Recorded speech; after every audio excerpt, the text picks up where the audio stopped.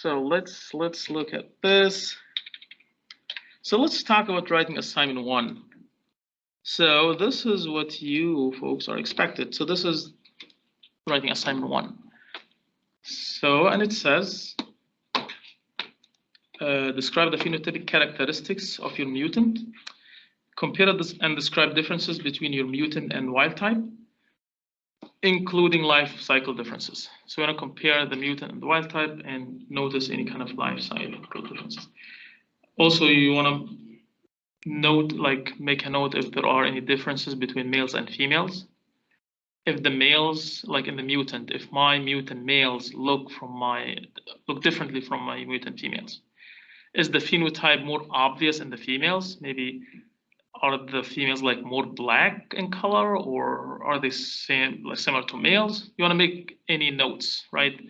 If the phenotype is different from males than females.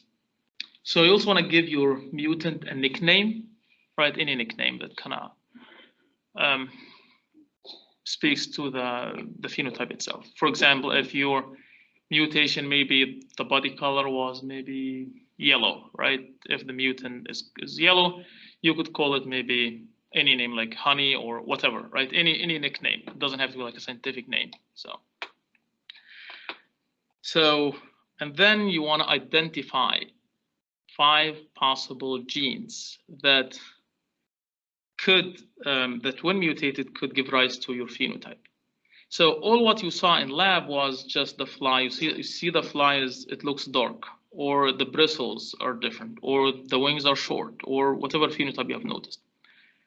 But you don't really know what genes are controlling that, right? We are yet to figure out.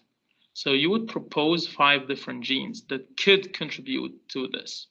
So for example, if my mutation is black, or if I see that the body color is black, I could, if it's a body color mutation, I could type maybe body color pigmentation Drosophila. I could just type, kind of try to figure out what genes are responsible for the color, right?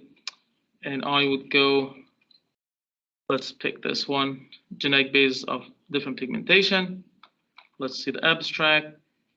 It says, you would read this, you see maybe a core set of genes, including genes required for pigment synthesis, yellow, ebony, tan, dat, whatever those genes are, right? So those are some genes that could contribute.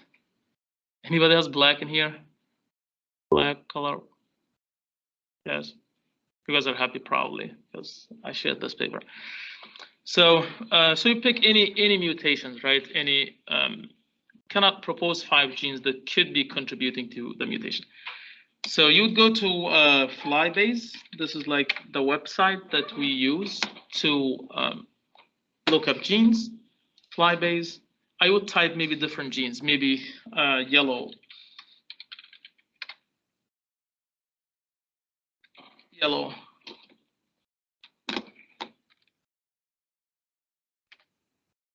Right, and then kind of say like, this is the gene, where's the yellow, this is yellow, let's click this, and it says yellow is the founding gene of the yellow family. Lack of Y functions results in an abnormal male courtship behavior.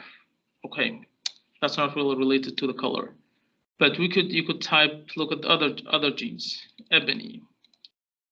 Let's see what that means. Ebony. So ebony encodes a protein that links beta-alanine to biogenic amine like dopamine or histamine. It controls the amount of biogenic amine.